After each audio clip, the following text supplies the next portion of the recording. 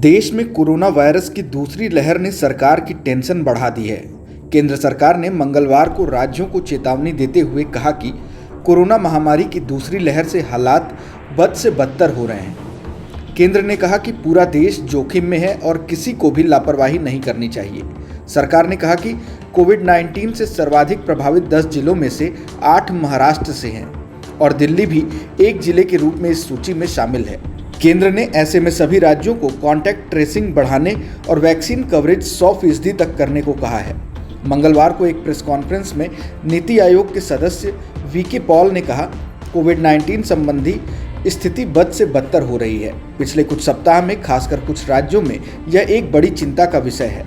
किसी भी राज्य, देश के किसी भी हिस्से या जिले को लापरवाही नहीं बरतनी चाहिए। वीके पॉल ने कहा, हम काफी अधिक गंभीर स्थिति का सामना कर रहे हैं, निश्चित तौर पर कुछ जिलों में, लेकिन पूरा देश जोखिम में है। इसलिए संक्रमण के प्रसार को रोकने और जीवन बचाने के सभी प्रयास किए जाने चाहिए। स्वास्थ्य सचिव राजेश भूषण ने इस मामले में सभी राज्यों को चिट्ठी लिखी है।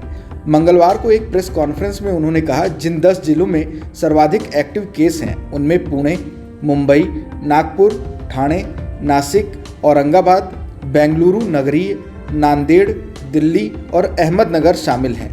भूषण ने कहा कि तकनीकी रूप से दिल्ली में कई जिले हैं, लेकिन इसे एक जिले के रूप में लिया गया है।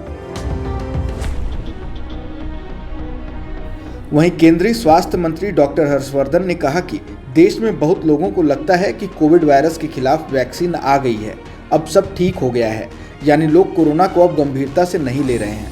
लोग कोविड-19 को हल्के में ले रहे हैं, सुपर स्प्रेडर इवेंट्स हो रहे हैं। स्वास्थ्य मंत्री ने बताया कि 20 लाख बेड बनाए गए हैं। भारत सरकार सभी केस को गहराई से देख रही है। पिछले हफ्ते 47 जिलों के साथ मीटिंग हुई थी। कोरोना के बढ़ते मामलों के बीच 1 अप्रैल से 45 साल के ऊपर वाले सभी लोगों को वैक्सीन दी जाएगी। केंद्र सरकार ने 1 हफ्ते पहले ही इसकी घोषणा की थी। मंगलवार को आधिकारिक रूप से इसकी जानकारी दी गई। इसके तहत वैक्सीन लेने के लिए लोग कोविन पोर्टल पर 1 अप्रैल यानी गुरुवार से दोपहर 3 बजे के बाद रजिस्ट्रेशन कर सकेंगे। इसके लिए उन्हें पोर्टल पर जाकर रजिस्ट्रेशन की प्रक्रिया पूरी करनी होगी। फिर वे सरकारी या निजी किसी भी अस्पताल में जाकर वैक्सीन ले सकेंगे। फिलहाल इस वीडियो में इतना ही। अगर कोई सवाल और सुझाव है तो हमें कमेंट बॉक्स में ज़रूर बताएं। देश और दुनिया की ताज़ा तरीन खबरों की अपडेट्स के लिए हमारे चैनल लोकमत हिंदी को सब्सक्राइब करना न भूलें। अगर आप ये वीडियो फेसबुक पर देख रहे हैं तो हमारे पेज को फॉलो ज़रूर कर लीजिए।